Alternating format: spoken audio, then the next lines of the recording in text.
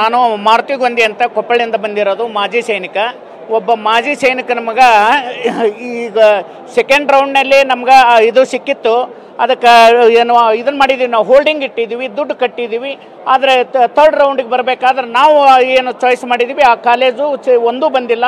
ಅವರೇ ಹೆಂಗೆ ಆ್ಯಡ್ ಮಾಡಿದಾರೋ ಗೊತ್ತಿಲ್ಲ. ಹೀಗಾಗಿ ಮಕ್ಕಳ ಜೀವನ ಹಾಳಾಗ್ಲಿಕ್ಕತ್ತೈತಿ. ಮಕ್ಕಳ ಜೀವನದ ಬಗ್ಗೆ ಇವರು ಇದನ್ನು ಆಟ ಆಡ್ಲಿಕ್ಕೆ ಹತ್ತಾರ ಅಂತ ನಾನು ಹೇಳಿ ಬಯಸ್ತಾ ಇದ್ದೀನಿ. ನನ್ನ ಹೆಸರು ಜಯಲಕ್ಷ್ಮಿ ಅಂತ. ನನ್ನ ಮಗ ತಿಲಕ್ ಹೆಗಡೆ ಅಂತೇಳಿ, ಅವ್ರಿಗೆ BDSಗೆ 4,61,000 ರಾಜರಾಜೇಶ್ವರಿ ಕಟ್ಟಿದ್ವಿ. ಈಗ ಆಲ್ರೆಡಿ 22,25,000ಕ್ಕೆ ಮಂಗಳೂರಿನಲ್ಲಿ ಶ್ರೀನಿವಾಸ್ ಇನ್ಸ್ಟಿಟ್ಯೂಟ್ಗೆ ಕೊಟ್ಟಿದ್ದಾರೆ.